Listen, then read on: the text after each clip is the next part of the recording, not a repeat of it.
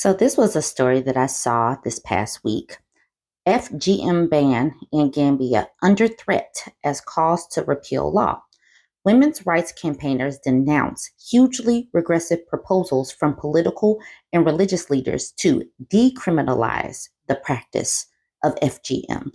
So women just got these rights and just sought these protections for girls and women in their country. And now the political leaders and the religious leaders want to roll back the gains of women to help provide safety for women and girls. That just reminds us all that religious leaders and political leaders work hand in hand, and they are typically ex-wives that are not looking out for women and girls. Just keep that in mind. Let's get into this article. Political and religious leaders in the Gambia are threatening to introduce a bill to decriminalize FGM 8 years after the practice was outlawed. Members of the country's National Assembly have backed a proposal for the 2015 law to be scrapped, while the Supreme Islamic Council has issued a fatwa condemning anyone who denounces the practice and calling for the government to reconsider the legislation.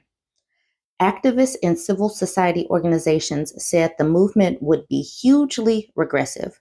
The Gambia took a bold step in 2015 towards eradicating FGM. So for us to go back after 8 years and start again would have very, very big implications for the country, said Falu Sowi, national coordinator of the civil society organization Network Against Gender-Based Violence. Almost three-quarters of women, 73%, aged 15 to 49, have undergone FGM, according to the country's demographic health survey from 2019 to 2020, and almost two-thirds were cut before they were 5. FGM involves the partial or total removal of the female body parts, which can have serious long-term health consequences, including infertility. The practice is considered a violation of women's and girls' human rights, and in 2012, the UN passed a resolution to ban it. FGM is still practiced in about 30 countries in Africa and the Middle East. The procedure is usually performed by female cutters for cultural and religious reasons. In some communities, it is a prerequisite for marriage. Under the current law in Gambia, a person convicted of performing FGM faces up to 3 years in prison, a fine of 50,000 dalasi, or both, where FGM leads to death. The perpetrator could face life imprisonment. Debate began in late August after 3 women were convicted of FGM in the Central River region, the first prosecution under the 2015 law, in order to pay a fine of 15,000 dalasi or spend a year in jail. A few days later, an Islamic cleric paid the fines and encouraged Gambians to continue the practice of FGM. The issue was debated at the National Assembly in September, where there were calls to repeal the law. Fatou Balde, a survivor of FGM and the founder of Women in Liberation and Leadership, a Gambian civil society organization, said she was already seeing the impact. In the past couple of weeks, she and her team have been chased out of 3 communities by accusing them of challenging our cultures, norms, and religion. We have broken the culture of silence on FGM. We've moved backwards. A huge damage has already been done because of these statements issued by the Islamic Supreme Council saying FGM is Islamic.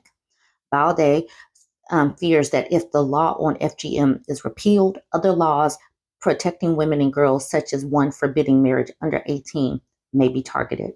So what you see here pictured, ex-practitioners of FGM take part in the dropping of the tools of the trade ceremony in the Gambia.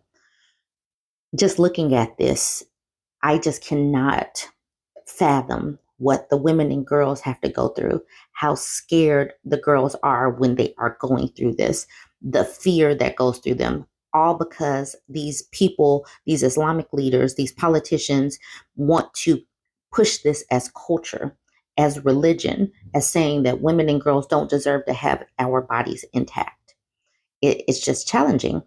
Balde goes on to say, the impact will be felt in the wider region. She added, other countries might use this tragic experience as a way to challenge their countries not to pass laws that protect women and continue these harmful traditional practices. In neighboring Sierra Leone, where 83% of women aged 15 to 49 have undergone FGM, the Institute for Human Rights and Development in Africa and a coalition of 26 feminist movement organizations recently filed two legal cases against the government to compel ministers to enact a law. Mama Juby, who used to cut the girls in her community in the Gambia's Central River region, stopped practicing in 2021 when she discovered it was not a religious obligation. I know it is not Islam. Not all Islamic scholars accept this as a religious practice. If anybody feels sympathy for their fellow human beings, they need to stop. It is painful. I will keep telling others about the consequences of this practice. I've abandoned it. And I've abandoned it and will never tell anybody to practice it. So that is where we are right now. Women who are, no, this is a reason why people in these countries seek to keep women and girls from being educated. Because, and I'm not Muslim. I do not read the Quran, their holy book, but people keep saying that this is not Islamic. And I don't know for sure because I am not. But if this is not in their holy books that they need to cut girls, why are they doing it? They are able to get away with it because the men in charge tell women that this is part of their traditions, their cultures, their religion. And since the women and girls are not reading this for themselves, they are just going along to get along. And the women are the upholders of the culture because they are the ones that are doing the practice. But let's be real. We all know that in these countries, if women don't just go along with it, their lives could also be in danger. If they don't follow cultural norms, it's not just the shaming, it is the threat of violence for not staying in line. So, women, we have got to, I am on the outside looking in. I can read about this. I can watch other creators create stories about this. But we need to keep this in the public discourse because this is a humanitarian crisis for women and girls. Just because it's not happening on our soil doesn't mean that we shouldn't care what they're talking about. 75% in one country, 83% in another country have undergone FGM. This is unfathomable, but we need to continue to speak on this. Share the stories, do what we can. This is what I can do as a content creator, and then ask you to share the stories with somebody.